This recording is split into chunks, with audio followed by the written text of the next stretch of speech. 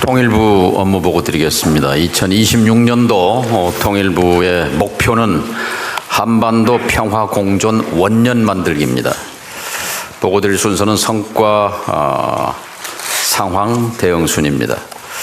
지난 6개월 성과로는 무엇보다도 적대와 대결 분위기를 180도 바꿔서 평온한 일상으로 전환한 것입니다.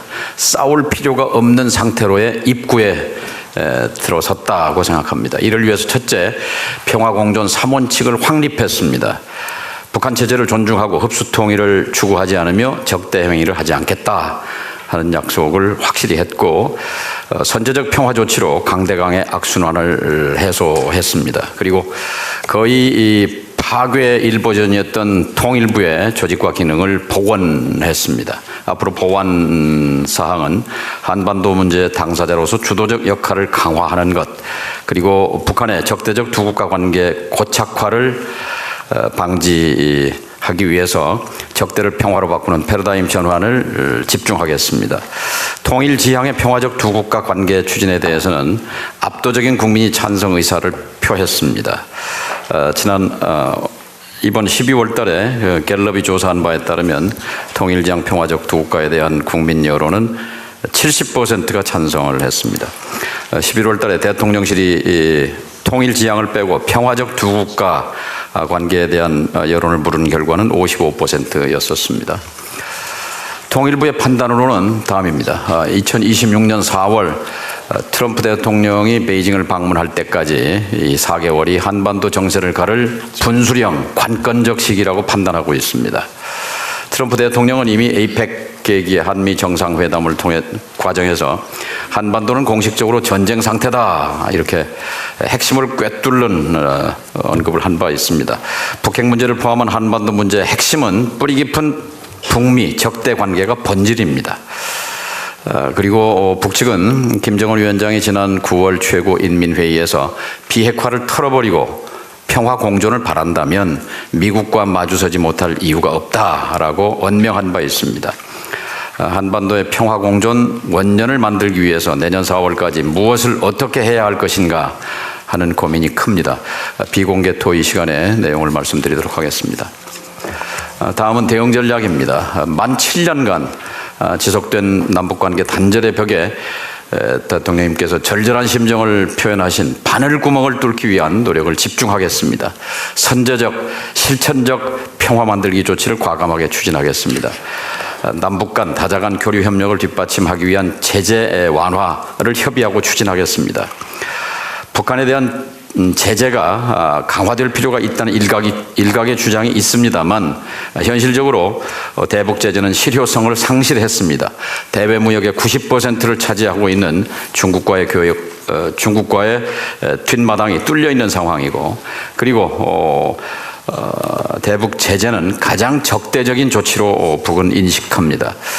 북이 늘 말하기를 우리에게 자존심은 목숨보다 귀하다고 말합니다. 목에 칼을 들이대면서 대화하자고 하는 것은 절대 받아들일 수 없다는 북한의 입장을 역지사지해 볼 필요가 있다고 봅니다.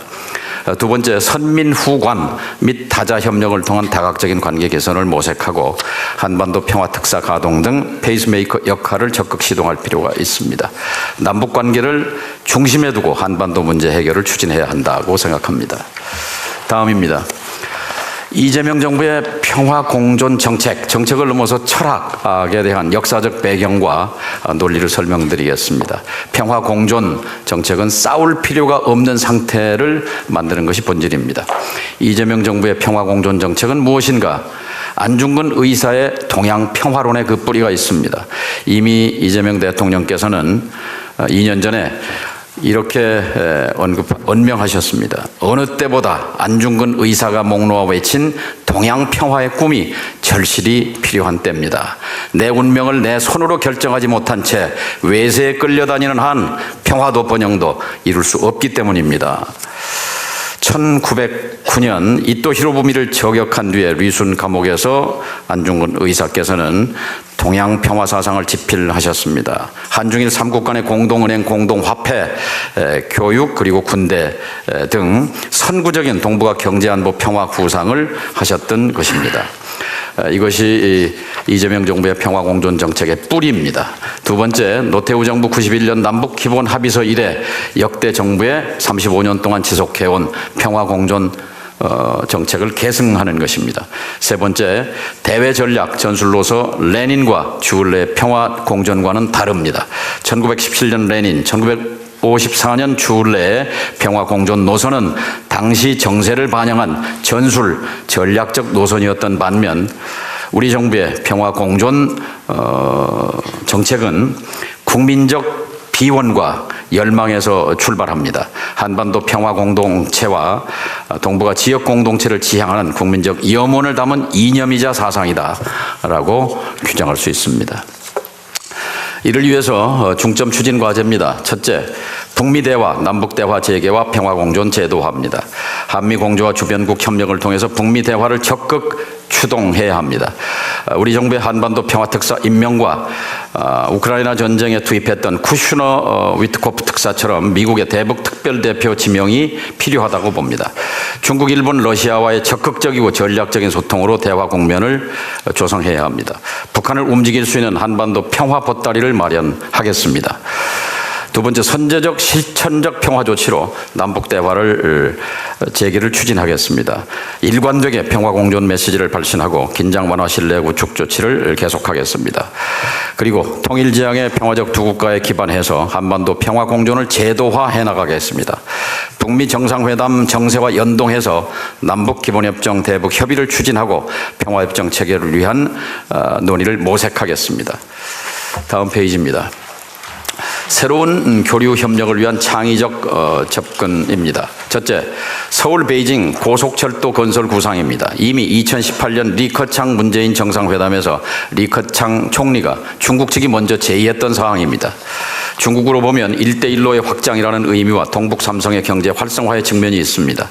또 북은 2018년 남북 정상회담 국면에서 고속철도 건설에 대한 희망을 피력한 바 있습니다. 따라서 중국의 적극적인 중재로 서울 베이징 고속철도 건설이 대형 프로젝트로 추진될 수 있다는 보고를 드립니다. 두 번째, 국제 원산 갈마 평화 관광 추진입니다. 원산 갈마에는 호텔이 만실이 지어져 있습니다. 금강산의 호텔이 600실인데 비하면 16배 규모가 넘습니다. 김정은 위원장이 말하기를 국력을 동원한 인민의 수건 사업이었습니다. 그런데 현재는 사실은 개점 휴업 상태라고 할 수 있습니다. 이것을 추진할 때는 남쪽의 관광객을 염두에 두었으리라고 생각합니다. 올해 1단계로 재외동포, 제3국 국적을 가진 재외동포들의 개별 관광을 적극 추진하고 카나다, 뉴질랜드, 호주, 일본, 유럽 등 동포들의 관광입니다. 두 번째, 남북 중의 환승 관광입니다. 원산 갈마를 방문한 중국 관광객이 속초로 들어와서 서울로 오는 방법, 또 서울에 온 수백만 중국 관광객이 속초에서 원산을 가는 방법, 이렇게 해서 중국이 적극적으로 중재 협력하면 가능한 시나리오라고 생각합니다. 3단계로 우리 국민이 갈 수 있는 것이 3단계라고 볼 수 있습니다. 그리고 신평화 교육 시스템을 구축하겠습니다. 북쪽이 갖고 있는 광물과 희토류들을 수출하고 그것에 대한 대금을 에스크로 자금 중개 계좌에 넣어서 국제사회가 블록체인으로 투명하게 들여다본 상태에서 이란, 이라크 제재 하에서 인도 협력 물자를 공급받았던 것처럼 북이 필요로 하는 민생 물자, 보건, 의료 등등의 물자를 수입할 수 있는 그런 시스템을 추진해 보도록 하겠습니다. 다음입니다. 새로운 교류 협력을 위한 창의적 접근으로 첫 번째, 보건, 의료 협력 보따리를 만들겠습니다. 북은 2025년을 보건혁명 원년으로 선포하고 평양종합병원 준공, 그리고 강동군의 병원 준공 등 대대적으로 병원 현대화에 나서고 있습니다. 대규모 보건 의료 협력 보따리를 만들어서 남북 대화 국면이 진행되게 되면 이것을 적극 추진하도록 하겠습니다. 감염병 대응에 대한 국제 협의체도 추진하겠습니다. 예를 들면 중국에서 발생한 아프리카 돼지 열병이 압록강을 건너 북에 왔다가 강화도로 전파된 그런 사례도 있습니다. 두 번째, 남북 탄소 중립 다자간 협력 체계를 추진하겠습니다. 2018년도에 양묘장 사업을 하던 것이 중단된 이래 지금 중지 상태입니다. 세 번째, 위성 기반 한반도 재난 공조 협력입니다. 현장 접근이 제약된 자연재해, 홍수, 산불 등에 대한 신속 대응을 위해서 위성 기반 재난 공조 체계를 구축하겠습니다. 또 하나, 개성공단 금강산 관광 관련해서 남북 대화, 북미 대화 재개시 신속하게 추진토록 하겠습니다. 이 점과 관련해서는 2019년 1월 1일 당시는 2018년 9.19 정상회담 석 달 뒤입니다. 김정은 위원장이 신년사를 통해서 일체의 조건 없이, 일체의 대가 없이 개성공단과 금강산을 재개하자고 한 제안을 했을 때 여기에 호응하지 못한 것은 대단한 실책이라고 생각합니다. 다음입니다. 접경지역 평화 구축과 민생경제 활성화입니다. 접경지역을 평화경제와 평화관광의 거점으로 전환하겠습니다. 비무장지대 평화적 이용입니다. 안보실 차장과 추기경도 출입이 불어드는 것이 현실입니다. 노태우 대통령, 김영삼, 박근혜, 문재인 대통령 등 네 분의 역대 대통령이 유엔 총회 연설을 통해서 DMZ의 평화공원 조성을 공언했지만 실제로 이행된 내용은 없습니다. DMZ의 비군사적 평화적 이용에 관한 법 제정을 추진을 지원하겠습니다. 동시에 평화의 길 DMZ 구간이 있습니다. 민통선을 연결하는 평화의 길이 있는데 파주 철원 고성에 DMZ를 들어가는 구간이 24년 작년 4월 중단됐습니다. 재개방을 추진하겠습니다. 평화경제 특구를 조성하겠습니다. 내년과 내후년 평화경제 특구 4군데를 지정해서 남북협력기금을 통해 지원하는 그런 방안을 추진하겠습니다. 다음 페이지입니다. 분단 고통 해소와 인도적 현안 해결입니다. 남북 대화를 통해서 이산가족, 현재 직계 이산가족을 만나겠다고 희망한 13만 5천 명 가운데 3만 4천 분이 아직 생존해 계십니다. 대부분이 고령, 초고령이십니다. 전신합북자 10만여 명으로 추정됩니다. 전후납북자 516명, 억류자 7명, 국군포로 6만 명으로 추정됩니다. 문재인 김정은 위원장 정상회담 시에 당시 억류자 문제가 거론된 바 있습니다. 이 문제 해결을 위해서도 남북 대화와 남북 정상회담이 시급합니다. 민간 주도의 제3국을 통한 비전향 장기수의 송환도 추진하고 있습니다. 남북 인권협력입니다. 상호 존중 기반 하에서 남북 인권협력을 유엔의 지속가능한 발전 목표 SDG에 바탕해서 빈곤 감소, 장애인 아동 등을 지원하는 이런 프로그램입니다. 그리고 북한 주민들의 생존권, 건강권, 발전권 차원에서 삶의 질 개선에 협력하겠습니다. 끝으로 북향민 사회 통합을 지원합니다. 북향민의 현재 3만 4천 명이 남쪽에 정착하고 있습니다. 자살률이 남쪽 국민의 2배입니다. 고독사가 폭증하고 있습니다. 대책을 수립하겠습니다. 하나재단의 일자리 알선 기능을 강화하겠습니다. 북향민 사업주의 생산품 우선 구매 제도를 확대하고 그리고 탈북자를 북향민으로 명칭을 변경하는 의견을 수렴 중에 있습니다. 탈북민들 전원이 기존 명칭, 탈북자라는 명칭에 대한 강한 거부감을 표시하는 것이 사실입니다. 마지막 페이지입니다. 평화통일 공감대 형성을 위한 경청 및 국민 참여 확대입니다. 평화통일 사회적 대화를 활성화하겠습니다. 민간이 주도하고 정부가 지원한다는 원칙 아래 시민사회와 협업을 강화하겠습니다. 장관 직속으로 한반도 평화 경청단을 신설했습니다.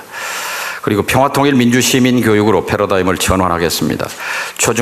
초중등 교사 43만 명을 대상으로 평화통일 민주시민교육을 이수하도록 의무화하는 그런 법 개정을 통일교육지원법 개정을 추진하겠습니다.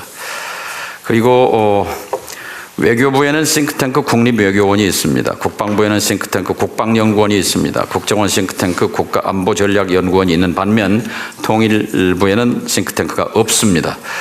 현재 총리실 산하의 경제사회인문연구원에 되어 있는 통일연구원을 통일부로 이관해 주십사 하는 대통령님께서 선물을 하나 주십사 하는 부탁을 드립니다. 이한주 이사장께서는 난색을 표합니다만 대통령님께서 말씀하시면 될 수 있을 것 같습니다. 원래 이게 통일부 거였습니다. 그런데 IMF 때 이제 통폐합이 됐는데 힘 있는 부처는 다 남았어요. 외교, 국방, 국정원은. 통일부가 힘이 없으니까 분리됐는데요. 마지막으로 북한 자료 대국민 공개 확대입니다. 노동신문, 북한TV 등 이제 우리 국민의 수준으로 볼 때 노동신문이나 북한TV를 다 소화할 수 있는 역량과 수준에 있다고 봅니다. 그래서 이것을 위한 법제를 정비하겠습니다. 그리고 지난 정권이 추진했던 반북 대결의 상징인 북한인권센터를 백지화시켰습니다. 그리고 대신 금강산 개성공단 등 평화공존의 역사를 전시 체험하는 평화공존센터를 건립 중에 있습니다. 이상 보고 마치겠습니다. 통일부 관련 업무에 대해서는 질문하시면 통일부 국장, 실장들이 답변토록 하겠습니다. 장관님 살짝 빠지시려고요? 그것도 좋은 작전이죠. 예. 그럼요. 국실들 실력 발휘를 좀 하라고 했습니다. 맞습니다. 예. 좀 쉬운 거부터 할까요?